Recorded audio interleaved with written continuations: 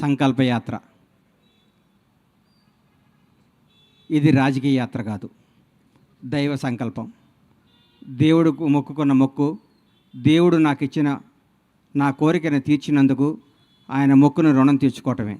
దయచేసి ఇది రాజకీయ యాత్ర కాదు, ఏ రాజకీయ పార్టీలకు సంబంధం లేదు. ఇది నేను అభిమానంతో ఎంకన్న కొండకు ఇక్కడి నుంచి నడిచి వెళ్తున్నా.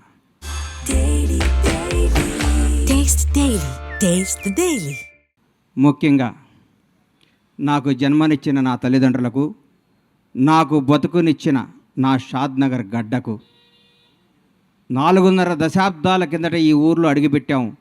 మామూలు కుటుంబంగా అడుగుపెట్టిన మాకు ఈ స్థాయి, ఈ స్టేటస్, ఈ అంతస్తు ఇచ్చిన ఈ షాద్నగర్ గడ్డ ఈ ప్రపంచంలో నాకు ఎంత ఇష్టమైన గడ్డ.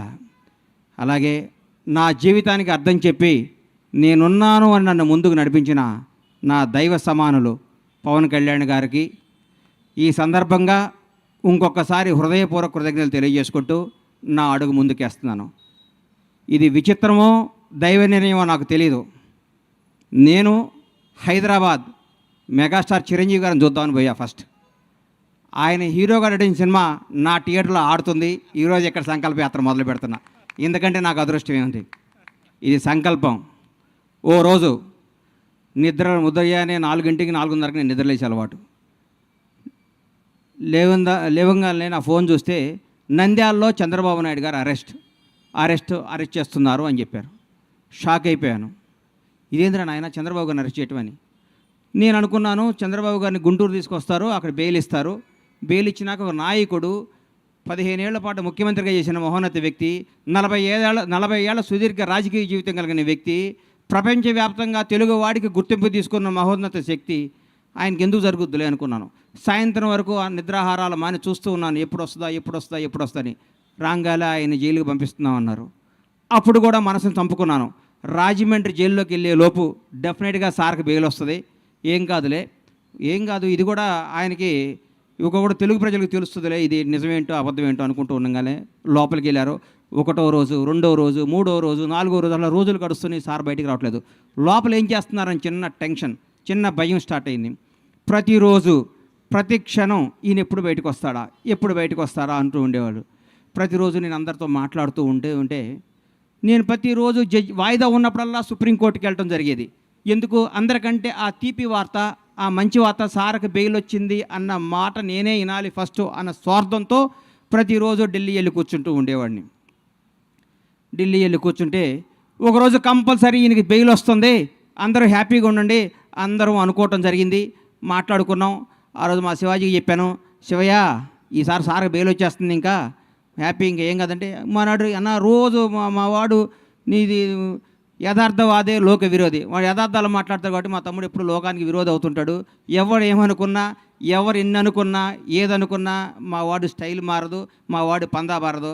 ఇది ఏం చెప్పిందో అదే మాట్లాడతాడు. మనస్సాక్షినే మాట్లాడే వ్యక్తి శివాజీని మాట్లాడుకున్నాను. ఎల్లంగాలే జడ్జి గారి ముందు కూర్చున్నాను. సార్ది వచ్చింది, బెయిల్ వస్తుంది. 1 గంటలో సార్ బెయిల్కి వచ్చేస్తుంది. హైదరాబాద్ వెళ్ళిపోతే ఆనందం చూస్తే ఆ గౌరవ న్యాయస్థానంలో ఆ జడ్జి గారు ఒకటే మాట అన్నారు, ఇది నాట్ బిఫోర్ మీ అని ఫైల్ పక్కన పడేశారు. గుండె జారిపోయింది.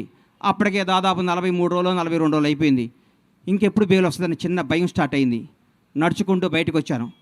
ఆకాశం వైపు చూశాను. 7 కొండల వాడు కనపడ్డాడు. అయ్యా, మానవ మాత్రులు ఇది చేసే పనిలా కనిపిస్తలేదు. 7 కొండల వాడా, చంద్రన్నని ప్రాణాలతో బయటికి తీసుకురా. భగవంతుడు సాక్షిగా చెప్తున్నా, చంద్రన్నను బయటకు ప్రాణాలతో తీసుకురా. ఆయనకు పదవి రావాలనో అధికారం రావాలి, ఇవన్నీ నేను మొక్కోలా. ప్రాణాలతో ఆయన బయటకు వస్తే నా గడప నుంచి నీ గడప దాకా నడిచొచ్చి నీ మొక్కు తీర్చుకుంటానయ్యా, నువ్వే చంద్రబాబు గారిని కాపాడాలని మొక్కోవటం జరిగింది. ఆ రోజు మామూలుగా వచ్చాను. తర్వాత ఉద్యతం కేబీఆర్ పార్క్ దగ్గర ఓ రోజు వచ్చి అందరు మీడియా వాళ్ళు, సార్ ఏం చెప్తారని మీడియా మొత్తులు అందరూ నన్ను అడిగారు. కేబీఆర్ పార్కుల్లోనో, ఔటర్ రింగ్ రోడ్లోనో, ఆస్ట్రేలియాలోనో, జపాన్లోనో, జర్మనీలోనో చంద్రబాబు జై అంటే కాదయ్యా, మీ ఊరు వెళ్ళండి, మీ స్వస్థలాలకు వెళ్ళండి, మీ ఊరు బొడ్రాయి దగ్గర కూర్చోండి, చంద్రన్న గురించి మాట్లాడండి. కరోనా వస్తే 2 సంవత్సరాలు ఇంట్లో కూర్చోలేదా?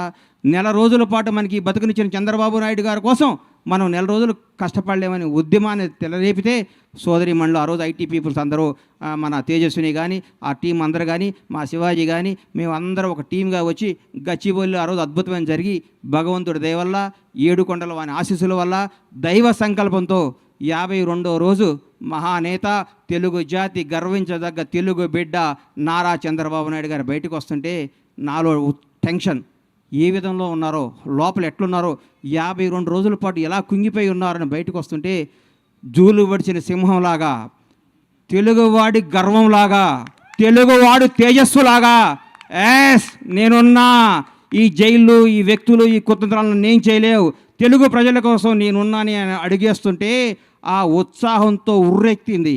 ఆ రోజు నుంచి చంద్రన్న నీలాంటి వాడు తెలుగు జాతికి కావాలి కదా మొక్కొని ఆ మొక్కు తీరటానికి అడిగేస్తున్నాను. ఇది రాజకీయ యాత్ర కాదు.